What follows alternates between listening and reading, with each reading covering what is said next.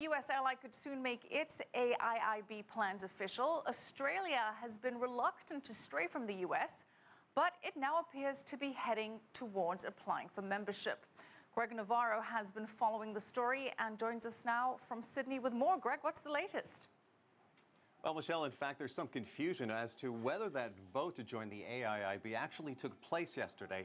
That's because for much of the day, Parliament paused to pay tribute to former Australian Prime Minister Malcolm Fraser, who passed away last week. But while there is no official word at this point, there seems to be little doubt about what the government plans to do. For months, it appeared the Abbott government was prepared to stand beside one of its strongest allies, the United States, when it came to joining the China-led Asian Infrastructure Investment Bank.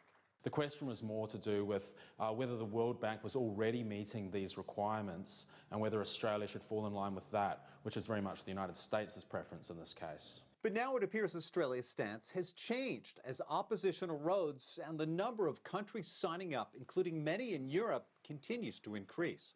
Australia has really looked at the situation and been able to see that its interests don't necessarily lie with simply following the United States' line on this. Last week, the federal treasurer said there was a lot of merit in the bank. He also renewed calls for transparency. Australia is reportedly prepared to become a founding member and invest more than $2 billion. And it may receive a return in the future, because simply the fact of our economy being so reliant on Asia. And so if Asian economies are growing and our trade with those countries is growing, that inevitably is in Australia's interest. The issue here for Australia isn't just a matter of economics, a matter of dollars and cents. It's also very much a political one, especially for a struggling government that's been forced to rethink a very unpopular budget. Despite the hard sell to the public and the risk of stepping out of line with the U.S., experts believe the Abbott government is now prepared to move forward, seeing the chance to join the AIIB as an economic opportunity Australia cannot afford to miss.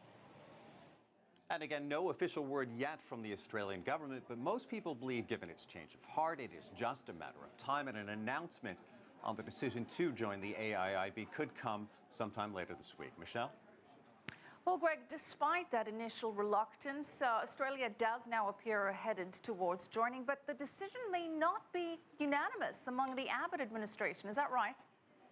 Yeah, that's absolutely correct. Look, the federal treasurer, Joe Hockey, is one of the members of that administration who's been pushing for Australia to join this bank for several months now, citing all of the economic benefits he believes the country and the region will reap. However, the Prime Minister and Foreign Minister have been opposed, presumably because of the influence from the United States. They've been citing concerns about transparency and governance, rather. Now, as I mentioned, too, remember, this is a government here that has struggled in the polls. The Prime Minister not long ago survived a leadership vote.